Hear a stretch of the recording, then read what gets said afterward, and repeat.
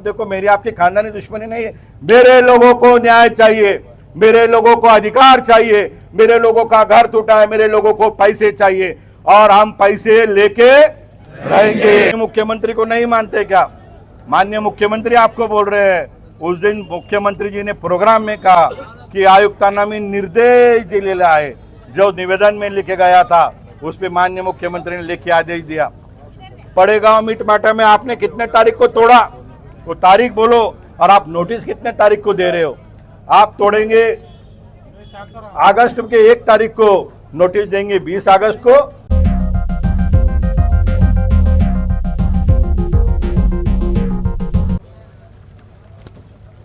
प्रति माननीय प्रशासक तथा मनपा आयुक्त छत्रपती संभाजीनगर महानगरपालिका छत्रपती संभाजीनगर, दिनांक आजची विषय कायदेशीर प्रक्रियेचे अवलंबन न करता रस्ता रुंदीकरणासाठी अर्जदाराच्या मालमत्तेचे निष्कासन केल्याने त्वरित नुकसान भरपाई देण्याची तसेच निष्कासित केलेल्या मालमत्तेच्या पुनर्स्थापना करण्याची कारवाई करण्याबाबत, म्हणजे ज्यांचे घरं इल्लीगली पाडले त्यांचे घरं परत एकदा उभे करून द्या आणि आम्हाला मोबदला द्या, असं आपण याच्यात म्हटलेलं आहे। महोदय, वरील विषय आपणास कळविण्यात येते की प्रस्तुत अर्जदाराची मालमत्ता विकास योजना रस्त्याच्या बाधित असून रस्ता रुंदीकरणासाठी मालमत्ता हवी असल्यास ती कायदेशीर प्रक्रियेचे अवलंबन करून अधिग्रहित करणे व मोबदला देणे भारतीय संविधान कलम 300 अन्वये अनिवार्य आहे। जर तुम्हाला रस्ता करायचा असेल, माझी जागा घ्यायची असेल, तर तुम्हाला अधिग्रहणाची प्रक्रिया करावी लागेल, असं घटनेमध्ये लिहिलेलं आहे। रस्ता रुंदीकरणाच्या बाधित असणाऱ्या एखाद्या मालमत्ता धारकाकडे जर बांधकाम परवाना नसेल, जर तुमच्याकडे कोणाकडे एखाद्याकडे बांधकाम परवाना नसेल, तर अशा मालमत्ता धारकांना बांधकाम मनपा कायदेशीर प्रक्रियेचे अवलंबन केल्याशिवाय निष्कासन करता येत नाही। तुमच्याकडे परवानगी नसेल तरी देखील तुमच्यावर पूर्ण प्रोसेस फॉलो केल्याशिवाय तुम्हाला पाडता येत नाही। त्यासाठी कोणती कारवाई करावी यासाठी माननीय मुंबई उच्च न्यायालय सोपान मारुती थोपटे विरुद्ध पुणे महानगरपालिका या प्रकरणात निर्देश दिले आहेत। त्यामध्ये मालमत्ता धारकांना नोटीस देणे, 15 दिवसाची नोटीस आली पाहिजे। ज्यांचे घर पडले त्यांना नोटीस आली का? नाही। त्यांचे म्हणणे ऐकून त्यावर आदेश पारित करणे व आदेश पारित केल्यानंतर आवश्यकता भासल्यास 3 दिवसापर्यंत निष्कासनाची कोणतीही कारवाई न करणे। कोर्टाने सांगितलंय 15 दिवसाची नोटीस दिल्यावर 30 दिवसाची सुनावणी झाली पाहिजे, याचा समावेश आहे। या मार्गदर्शक तत्वाचे भंग झाल्यास, म्हणजे ह्या गोष्टीचं जर भंग केलं प्रशासनाने, तर निष्कासित केलेल्या म्हणजे पाडलेल्या मालमत्तेचा पुनर्स्थापना व नुकसान भरपाई देण्याचे निर्देशही न्यायालयाने दिले आहे। सादर आदेश मान्य सर्वोच्च न्यायालयानेही मान्य केलेला आहे। म्हणजे एक माणसाचं घर पाडलं, त्याला नोटीस दिली नाही, त्याच्याकडे बांधकाम परवाना नाही, ते कोर्टात गेले तर कोर्टाने सांगितलं 15 दिवसाची नोटीस द्या, 30 दिवसामध्ये तडजोड करून या ठिकाणी पाडा। तरी त्यांनी पाडलं, तर ते सुप्रीम कोर्टात गेले, तर न्यायालयाने आदेश दिला की यांचं घर परत बांधून द्या। मात्र छत्रपती संभाजीनगर महापालिकेने दिनांक यामध्ये तुम्हाला तारीख टाकायची ज्या दिवशी तुमचं घर पाडलं, कोणतीही नोटीस अथवा पूर्व सूचना न देता व कायदेशीर प्रक्रियेचा अवलंबन न करता प्रस्तुत अर्जदाराची खाली नमूद केलेल्या मालमत्तातील वस्तूसह JCB व इतरांच्या साह्याने निष्कासित केले आहे। म्हणजे माझी मालमत्ता जी होती ते JCB व बाकी साहित्य लावून तुम्ही पाडलेलं आहे। निष्कासनाची कारवाई ज्यामध्ये अर्जदाराच्या अपर्मित नुकसान झाले आहे, निष्कासनाची कारवाई करण्यापूर्वी आपल्या कार्यालयाने कोणताही पंचनामा केलेला नाही अथवा कायदेशीर मोजणी व रीतसर भूसंपन्नाची प्रक्रिया पार पाडलेली नाही, तरी आपणास प्रस्तुत निवेदनाद्वारे विनंती करण्यात येते की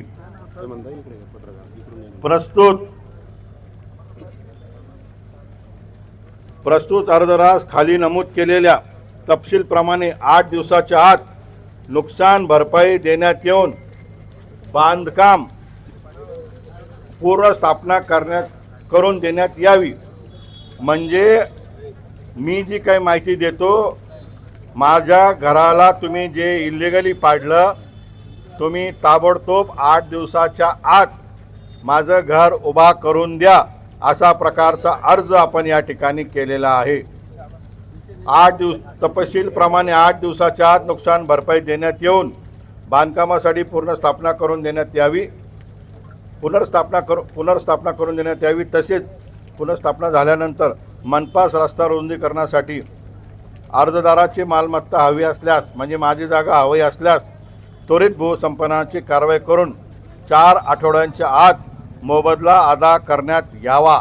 म्हणजे 4 आठवड्याच्या आत आपल्याला महानगरपालिकेने मार्केट रेटच्या डबल पैसे दिले पाहिजे। मान्य आहे का तुम्हाला? आपण करत असलेल्या कारवाई संदर्भात 7 दिवसाच्या आत प्रस्तुत अर्जदारास लेखी कळवावे। म्हणजे त्यांनी जे काही केलं आहे त्याची माहिती 7 दिवसाच्या आत आपल्याला त्यांनी द्यावी। आपण नुकसान भरपाईचं तसेच बेकायदेशीर निष्कासनाचा तपशील, जे नुकसान आपलं झालं त्याची माहिती, अर्जदाराचे नाव, मालमत्तेचे विवरण म्हणजे तुमचं घर किती मोठं होतं,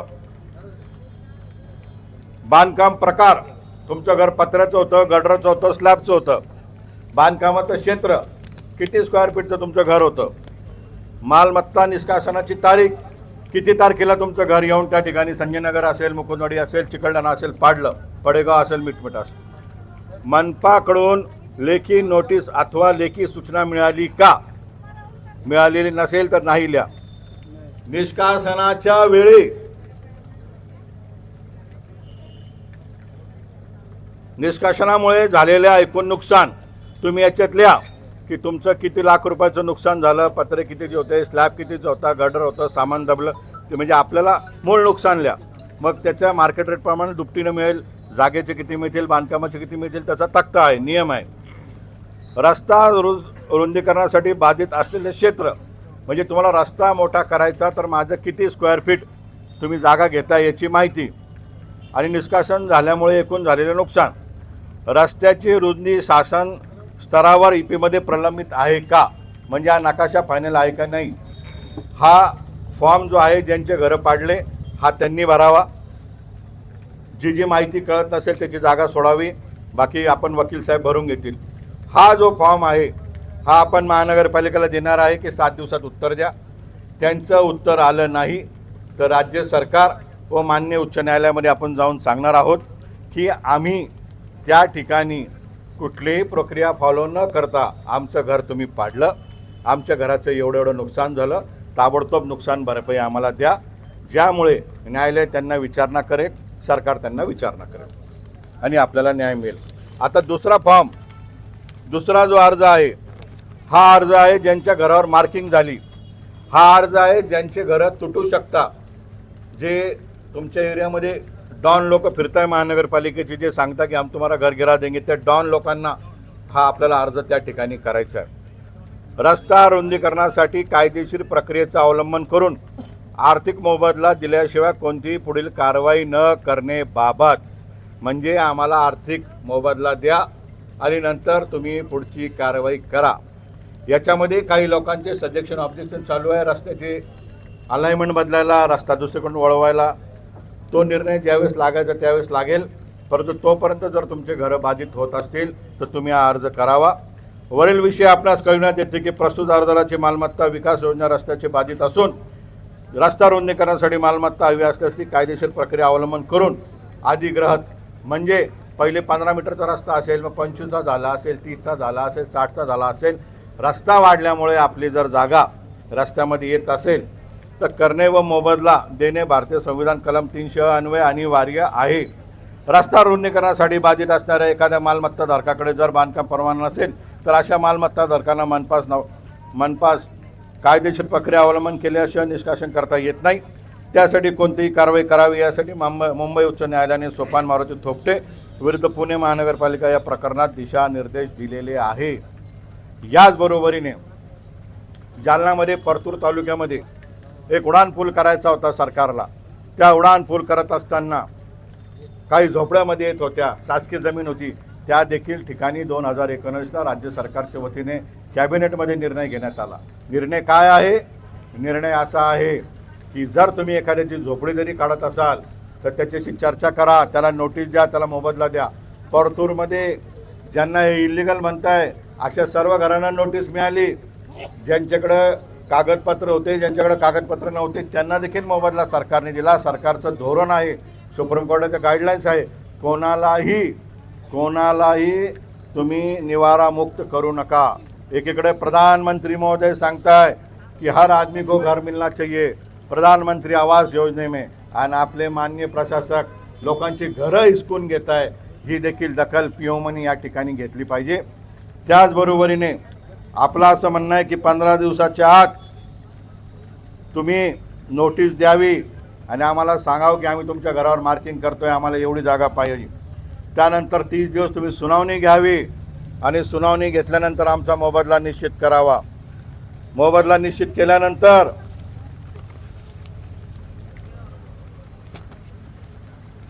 तुम्ही केलेली मार्किंग काढून घ्या.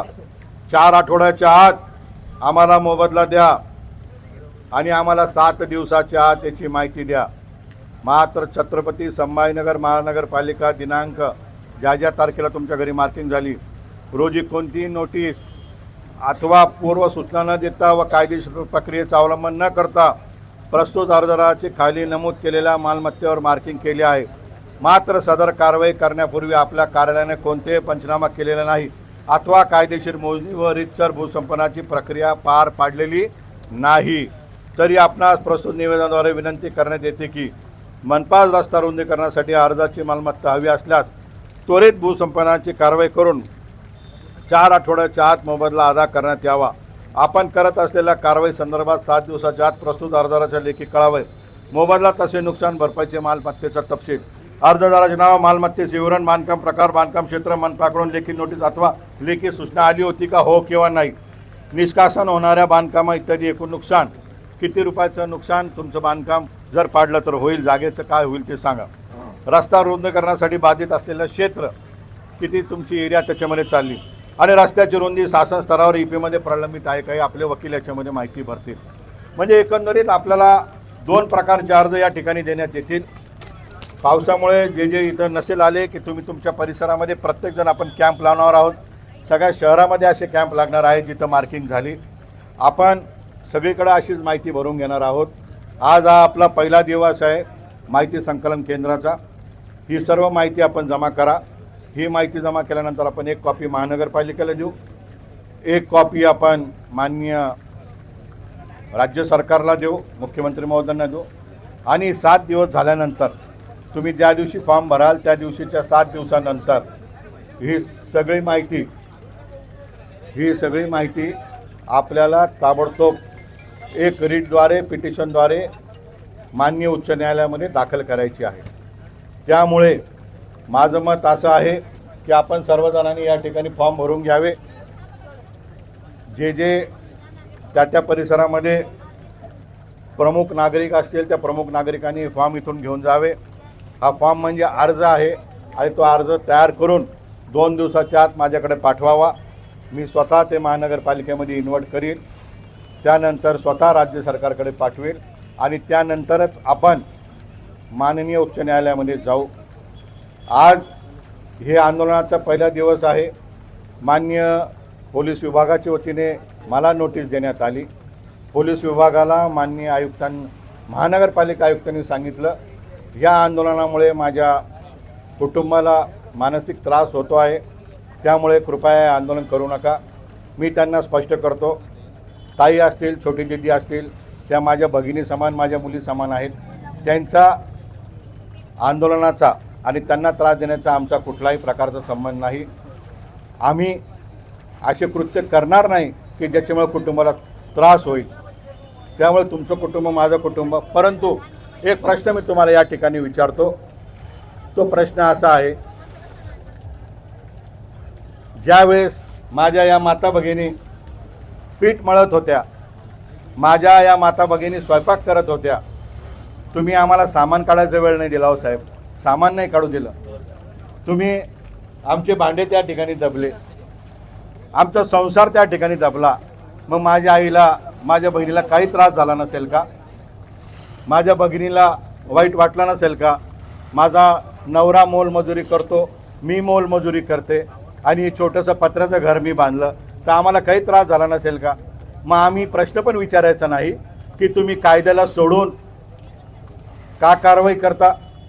आम्ही असा प्रश्न विचारायचा नाही जे कायद्यात नाही तुम्ही ते करता. आम्ही हा देखील प्रश्न विचारायचा नाही की राज्याचे मुख्यमंत्री घोषणा करून 5 दिवस होतं, तुमच्याकडून साधा कागद हलत नाही, तुम्ही एकही जागेचा पंचनामा करत नाही, तुम्ही एकही जागेवर नोटीस देत नाही. तुम्हाला आज स्वप्नात आलं तर उद्या तुम्ही जाहीर करता आणि तुम्ही घरं पाडता. मग माझ्या कुटुंबाला त्रास नसेल झाला? तुमचं कुटुंब हे मी माझं कुटुंब मानतो. मी स्वतःहून सांगतो की तुमच्या कुटुंबाला त्रास देण्याचा आमचा संबंध नाही, ते संस्कार आमच्यावर नाही. त्या ताई असतील, त्या दिदी असतील, त्यांनी कृपया, त्यांना कोणताही त्रास होणार नाही, होई नाही, ह्या मानसिकतेचे आम्ही आहोत. त्यामुळे पोलीस प्रशासनाने मला नोटीस दिली, त्याच्यामध्ये उल्लेख केला. पोलीस प्रशासनाने भरपूर सहकार्य आपल्याला केलं. आपण पोलीस प्रशासनाला अशी विनंती करतो की या पुढच्या काळामध्ये जर कुठल्याही प्रकारची तोडफोड करण्यासाठी पोलीस बंदोबस्त जर मागितला जाईल तर तो पोलीस बंदोबस्त देण्यापूर्वी कृपया आपण कागदपत्र तपासावे. महानगरपालिकेला विचारावं, हा रस्ता या नकाशावर आहे, परंतु हा मॅप फायनल आहे का? आपण विचारावं, आपण नोटीस दिली का? आपण विचारावं, यांना मोबदला दिला का? आणि राहिला महानगरपालिका आयुक्तांचा प्रश्न, तर त्यांच्याकडनं अपेक्षा आमच्या संपलेल्या आहेत. निर्दयीपणे त्यांनी घरं पाडले, कोणत्याही प्रकारचं लेखी आश्वासन त्यांनी दिलेलं नाही. बिनधास्तपणे त्यांनी संसार उजाडण्याचं काम केलं. त्यामुळे मी कायद्याला मानणारा नागरिक आहे. मला पूर्ण विश्वास आहे की कायद्याच्या चौकटीमध्ये 100% त्यांना व राज्य सरकारला आम्हाला मोबदला द्यावा लागेल. कोणीही घाबरू नका. मी सर्वप्रथम दिलगिरी व्यक्त करतो की आज तुम्हाला अर्जाचा नमुना घेण्यासाठी तुम्हाला 500,000 रुपयाचा रोजचा रोजगार डुबून तुम्हाला या ठिकाणी यावं लागलं. याबद्दलही मी दिलगिरी व्यक्त करतो. आणि माझ्या मायमाऊलींना मी आश्वासित करतो, हक्काने सांगतो, तुम्ही घाबरू नका, तुम्ही काळजी करू नका. यांनी जरी तुम्हाला बेघर केला असेल, परंतु राज्य सरकार व उच्च न्यायालय हे निश्चित आपल्याला न्याय देईल. आणि आपल्याला न्याय मिळाल्याशिवाय आपण स्वस्थ बसणार नाही, याची मी खात्री तुम्हाला या ठिकाणी देतो. नाही, टाळ्या वाजू नका, बिलकुल या आंदोलनात टाळ्या नाही, फुलं नाही, काही नाही. आपलं घर पडलं, आपण बेघर झालो, आपल्याला घरं पाहिजे. आपल्याला आपण जे मेहनतीने घाम गाळून पैसे काढले, ते पैसे आपण पत्र्यात लावले, गडरमध्ये लावले, स्लॅबमध्ये लावले, ते पैसे मार्केट रेटने दुप्पट भेटले पाहिजे. नागरिकांना एवढंच आवाहन करतो, आपल्याला कोणाच्याही विरोधात शब्द बोलायचा नाही, परंतु जर आपल्या घरावर मार्किंग होत असेल, आपलं घर पाडलं जात असेल, तर आपण निश्चित प्रश्न विचारला पाहिजे. हे जे अर्ज मी तयार करून दिले, हे अर्ज तात्काळ 2 दिवसात भरा. हे अर्ज घेऊन आपापल्या एरियामध्ये जा, त्याची झेरॉक्स मारा, सविस्तर तपशील घ्या, त्याला लागणारे कागदपत्र जोडा आणि ते माझ्याकडे 2 दिवसाच्या आत पाठवा. प्रत्येक एरिया वाईज आपण कॅम्प राबवणार आहोत. मग इथे मिटमिटा, पडेगाव, मुकुंदवाडी, चिकलठाणा, नारेगाव, नक्षत्रवाडी, कंचनवाडी, संजयनगर, त्याच्यानंतर भवानीनगर, चंपा चौकपर्यंत, तसेच काही रंगार गल्ली, गुलमंडीचा भाग, जिथे जिथे कारवाई झाली, जिथे जिथे कारवाई होणार आहे, त्या ठिकाणी आपण ही सर्व अर्ज मला तयार करून द्यावे. आता आपण सर्वांनी अर्ज घ्यावे. मी सर्वांना विनंती करतो की व्यवस्थित ज्यांचे घरात गेले असतील किंवा ज्यांना बाजूवाल्याला अर्ज द्यायचा असेल, त्यांनीच या अर्जाचे नमुने घ्या. 2 प्रकारचे अर्ज आहे, ते अर्ज तुमच्याकडे घ्या. आणि पुन्हा एकदा मी महानगरपालिका प्रशासनाला ठणकावून सांगतो, तुम्ही मुख्यमंत्र्यांचं ऐकत नाही, तुम्ही न्यायालयाचं ऐकत नाही, अशा कोणाच्या आदेशावरून तुम्ही कारवाई करता, हे देखील तुम्ही त्या ठिकाणी स्पष्ट करावं. आज आम्ही तुमच्या घरासमोर आंदोलन करतो म्हणलं तर तुम्हाला दुःख झालं. आज तुमच्या घरासमोर आंदोलन करतो तर तुम्हाला दुःख झालं आणि तुम्ही माझं घर पाडलं, हे दुःखाचं तुम्हाला किंचित तरी वेदना असतील तर तुम्ही कारवाईला लागा. कोणता निर्णय, कोणती कलम आहे की ज्याच्यामध्ये माणसाचं घर तोडायचं, त्याला नोटीस देऊ नये असं लिहिलेलं आहे?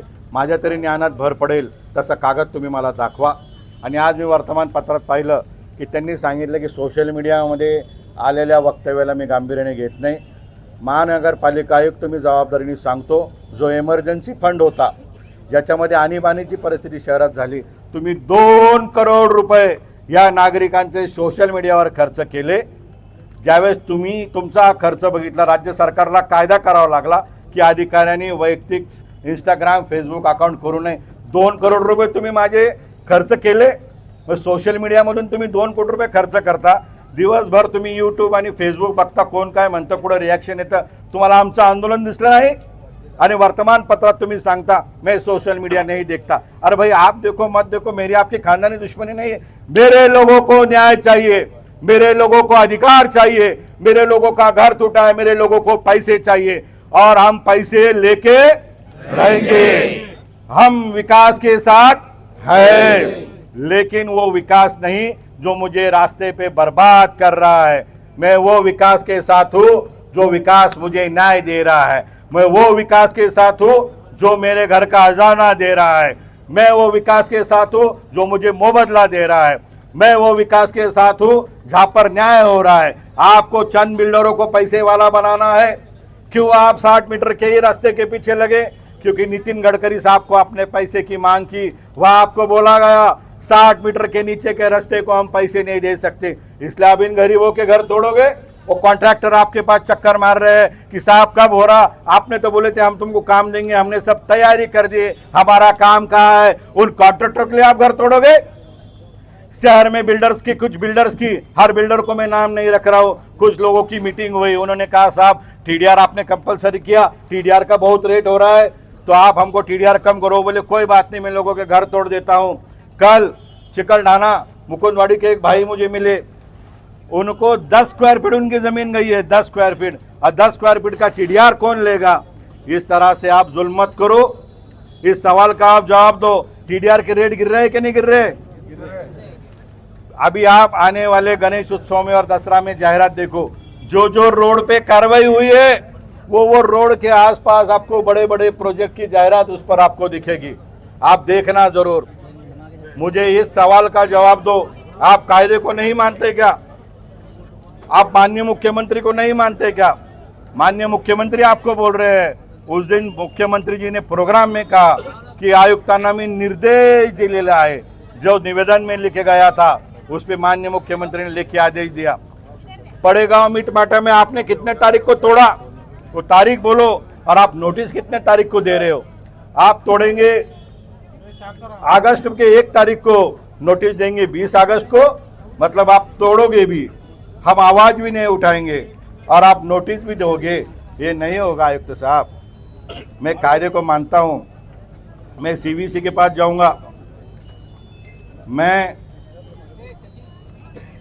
ह्यूमन राइट्स कमीशन के पास जाऊंगा, मैं भारत के लोकपाल के पास जाऊंगा, मैं हाई कोर्ट में जाऊंगा, मैं सुप्रीम कोर्ट में जाऊंगा। अगर आपको मेरा इतिहास पता नहीं तो आप इतिहास मालूम करो। कानूनन लड़ाई लड़ने वाला मैं कार्यकर्ता हूँ। मेरे लड़ाई लड़ने के लिए हरीश साळवे साहब सीनियर एडवोकेट भारत के, कपिल सिब्बल साहब, मुकुल रोहतगी साहब, सलमान खुर्शीद साहब और बड़े बड़े नरसिम्हा साहब जैसे जो अभी सुप्रीम कोर्ट के जज हुए, ये सारे मेरे लिए नागरिकों के लड़ाई के लिए, अधिकार के लिए मेरे वकील रह चुके। कायदा मैं बहुत अच्छी तरह जानता हूँ। आप किसी के बहकावे में मत आओ, किसी कॉन्ट्रैक्टर बिल्डर को खुश करने के लिए आप ये जुल्म मत करो। और फिर एक बार मैं आपके माध्यम से महाराष्ट्र के मुख्यमंत्री को दरखास्त करता हूँ, गुजारिश करता हूँ, मुख्यमंत्री महोदय आपने बोला लोगों को मुआवजा दो, आयुक्त ने वो कागज बाजू उठा के फेंक दिया। मुख्यमंत्री महोदय आपने भाषण में कहा कि मैंने निर्देश दिए हैं, वो निर्देश मेरे कागज पे दिए थे, मेरे लोगों के मांग पे दिए थे, आयुक्त ने वो उठा के फेंक दिए। और आज पेपर में वो कहते हैं कि मैंने एक एजेंसी को काम दिया है सर्वे का। अरे भाई एजेंसी को काम दिया तो तोड़ने के पहले क्यों नहीं दिया? अगर आपने एजेंसी को काम दिया, मैं उनको पूछता हूं, अगर वो चिकलढाना, संजय नगर, मुकुंदवाड़ी के घरों की यादी अगर 5 मिनट में प्रकाशित करे कि इन आदमी का इतना घर गया है, उन आदमी का इतना घर गया, तो मैं आंदोलन अभी छोड़ दूंगा। पर आपको लगा मैं बादशाह हूँ, मेरे को सब लोग सलाम ठोक रहे, मैं जाऊंगा और लोगों के घर तोड़ूंगा। अगर आपके पास कागज नहीं है, आपके पास पंचनामा नहीं है, आप मुख्यमंत्री को क्या जवाब दोगे? माननीय मुख्यमंत्री महोदय, इनको देखो और मेरी एक विनती सुनो, इनकी बदली मत करना। जब तक मुझे न्याय नहीं मिलता इनकी बदली मत करना। जब तक हमें मुआवजा नहीं मिलता इनकी बदली मत करना। जब तक मेरी माँ बहनों के आंसू हम ना पहुँच दे, उनको मुआवजा नहीं दे, इनकी बदली मत करना। साहब, जिंदगी में कुछ भी काम सुनो ना सुनो नागरिकों का, इनकी बदली मत करना, क्योंकि उनको न्याय देना पड़ेगा। अगर उनकी बदली आजकल होती है, नया अधिकारी आता है, नया अधिकारी बोलेगा मुझे नहीं पता उन्होंने कैसा किया, मैं कैसे इस पर साइन करूं। हर कागज पे उनकी दस्तखत हमें चाहिए। और आपको मैं बोलता हूं, आपको भी कोई भड़काने की कोशिश करेगा, हमको रास्ते पे की लड़ाई नहीं लड़नी है, हमको कायदे की लड़ाई लड़नी है। अधिकारी और प्रशासन, जब उनको कोर्ट से नोटिस आएगी, जब उनको पूछा जाएगा कि आपने किस तारीख को तोड़ा और आपने किस तारीख को नोटिस दी, तो उन पे कंटेम्प्ट ऑफ कोर्ट होगा, उनकी नौकरी जाएगी, वो सस्पेंड होंगे। तो ये करके हमको न्याय लेना है। मैं सबसे गुजारिश करता हूँ, रिक्वेस्ट करता हूँ, विनती करता हूँ, विनती करते करते ये कहता हूँ, आप ये एप्लीकेशन का फॉर्म लेकर जाइए। ये एप्लीकेशन का फॉर्म लेकर आप अपने अपने एरिया में जाइए, अपने अपने मोहल्ले में जाइए, वहाँ पर इस तरीक़े से कैंप लगाइए। कैंप लगाकर आप बोलिए, पूरी मालूमात इसमें भरिए और 2 दिन के अंदर इस मालूमात को आप मुझे दीजिए। मैं आपकी तरफ से कानूनन लड़ाई लड़ने के लिए तैयार हूँ। मैं आपकी तरफ से जहाँ जाना पड़े वहाँ जाकर लड़ाई लड़ने के लिए तैयार हूँ। बस आपसे एक विनती करता हूँ, आप सभी कागज, अर्ज, एप्लीकेशन भरकर तैयार रखें। आपके जो रोज के नौकरी है, रोज का रोजगार है, उसे मत खत्म करिए, वो आप आपका काम करिए। आधा घंटा निकालकर इस एप्लीकेशन को भरिए। उधर के सामाजिक कार्यकर्ता आपके पास आएंगे, आपसे ये एप्लीकेशन लेंगे और ये एप्लीकेशन लेकर वो मुझे देंगे। मैं महापालिका में कॉपी भेजूंगा, मैं एक कॉपी मुख्यमंत्री जी को दूंगा और एक कॉपी मैं माननीय उच्च न्यायालय में दूंगा। आपने मुझे अलग अलग सवाल पूछे, हमारे पे अन्याय हुआ है। सबसे पहले तो शहर में कुछ लोगों को ये बताने का प्रयास किया गया कि सभी के घर अतिक्रमण में आते। अतिक्रमण यानी क्या? अतिक्रमण यानी कोई सरकारी ज़मीन है, उसके ऊपर घर बनाया जाता है तो उसको अतिक्रमण बोला जाता है। उसको भी रेगुलराइज करने का काम परतूर में, जालना जिला में सरकार ने किया। उड़ान पुल बनाने के लिए लोगों को पैसे दिए। बात एक, आपका घर बॉन्ड पे अभी चिकलडाना, मुकुंदवाड़ी, हरसोल, पड़ेगांव, मिटमिटा, सातारा परिसर, ये सब परिसर काय में था? ग्राम पंचायत में था। उस वक्त ग्राम पंचायत का क्या कागज चलता था? NA 47, ग्राम पंचायत का बांधकाम परमिशन, 8A का उतारा और गावठान। ये सब जब हम पहले सिडको में गए, कुछ एरिया इधर का सातारा सिडको में गया, उसके बाद हम महानगर पालिका में और कुछ एरिया महानगर पालिका में डायरेक्ट आए। तो ये सब करते समय जब हस्तांतर होता है तो हस्तांतर होते समय ये समझ लिया जाता है कि इनकी जो पहले की परमिशन है रेगुलराइज हो गई। उसके बाद कोई नागरिक गुंठेवारी करता है तो ये समझ लिया जाता है कि उन्होंने गुंठेवारी की, इसका मतलब उनको हमने रेगुलराइज किया है। मिटमिटा पड़ेगांव में हमारे फुलचंद भाई और अनेक साथियों के घर आपने तोड़े, उनको आपने ही गुंठेवारी में परमिशन दी और उन्होंने घर बनाए, फिर भी आपने तोड़े। हरसुल में, हरसुल से पहले मैं नारेगांव में आता हूँ। नारेगांव में जो पुराना रास्ता था उसको आपने बढ़ाया और एक साइड बढ़ाया और लोगों के घर तोड़े। कैलाश नगर, भवानी नगर, इस परिसर में जहाँ रास्ते की ज़रूरत नहीं थी वहाँ से रास्ता घुमाया। मुझे कैसा बोला गया दड़वे साहब ने कि कोई बिल्डर की थोड़ी सी यहाँ 3-4 एकड़ ज़मीन है, इसलिए उनको रास्ता देने के लिए काम किया। विकास के साथ हम है, लेकिन विकास होते समय जो रास्ता आपने दिया, ये कोई ने घर पर एखादे ईसीओ ऑफिस में बैठ के बनाए क्या? ये हमारे अशोक मौर्य खड़े हैं। इन अशोक मौर्य का जो घर है, उस अशोक मौर्य के घर के सामने की ज़मीन आपने पहले पाइपलाइन में ली और अब इनके घर के ऊपर से आपने रास्ता डाला, जबकि बाजू में रास्ता है, सामने एक बिल्डर की ज़मीन है, उसको वो बोलता है मेरे ज़मीन में से सीधा मत लो, इन लोगों के घर पे से लो। उस तरह से आपने रास्ता बनाया क्या? ये मैप जब महानगर का पालिका बना रही थी, मैं आपके बयान सुन रहा था, आपने बोला की सर्व समाविष्ट आम्ही हा नकाशा बनवला आणि आम्ही सरकारकडे पाठवला। उसमें कुछ बदलाव महाराष्ट्र सरकार ने किए होंगे। उसके बाद आपने बोला कि ये रास्ते की हाइट बड़ी हो गई है और इस रास्ते की हाइट बड़ी होने के कारण हम आपको सरकार को बोलेंगे कि हम आपको इसमें क्या साइज देना चाहिए। तो मेरा ये कहना है, मेरा ये बोलना है कि ये रास्ता, ये नकाशा आपको मंजूर नहीं था और यही वही नकाशा है जो नकाशे पे आप लोगों को बिल्डिंग परमिशन नहीं दे रहे। ये वही नकाशा है जिस पे आप लोगों के घर तोड़ रहे। पर मैं कायदे पे विश्वास रखता हूँ, हर चीज़ का जवाब आपको कोर्ट में देना पड़ेगा, हर चीज़ का जवाब आपको जनता के कोर्ट में देना पड़ेगा, हर चीज़ का जवाब राज्य सरकार के पास देना पड़ेगा। और जब तक मेरे लोगों को, भाइयों को पैसे नहीं मिलेंगे, हम आपको शहर से जाने देंगे। साहब, आपने मेरे शहर को रुलाया है, आपने जो आंसू मेरे परिवार को दिए साहब, ये जब तक मैं पहुंचूंगा नहीं, मैं आपको जाने नहीं दूंगा। आपकी बदली हुई तो मैं कोर्ट से आपके बदली को स्टे लाऊंगा। ये यहाँ पर मैं अधिकार से बोलता हूँ। और मेरे भाइयों और बहनों, आप बिल्कुल मायूस मत होइए, आप बिल्कुल नाराज मत होइए। आपका ये भाई आखिरी तक लड़ेगा, आपको कोई टेंशन लेने का काम नहीं। मैं कायदे की बात कह रहा हूँ। कायदे से आपने घर खरीदा है, कायदे से आपने 2 साल का टैक्स भरा है, कायदे से गुंठेवारी की है, कायदे से NA 45 है, कायदे से NA 47 है।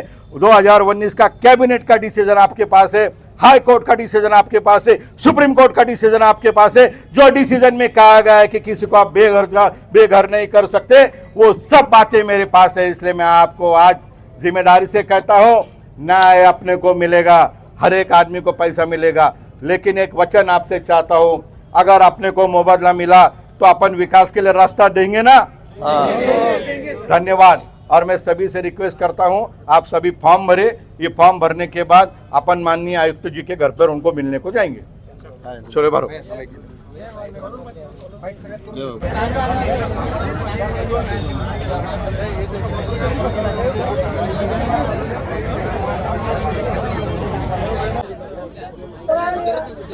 अरे रुको ना यार,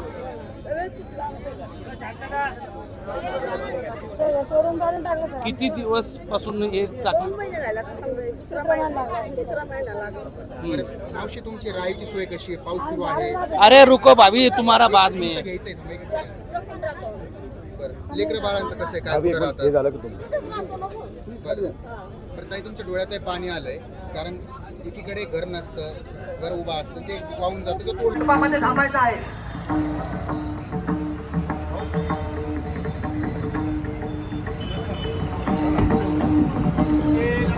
अक्षय, ते फॉर्म भैयाच्या गाडीमधलं घे, फॉर्म घे.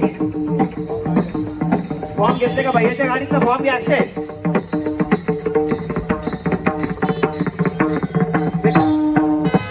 गोल्डी, भैयाच्या गाडीतलं फॉर्म घे.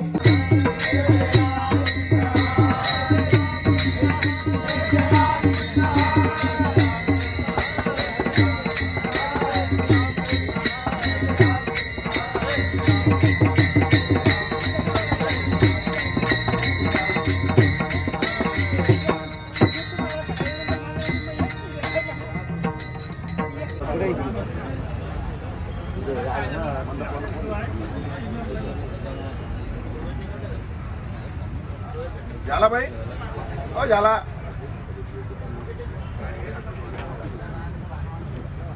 दादाजी,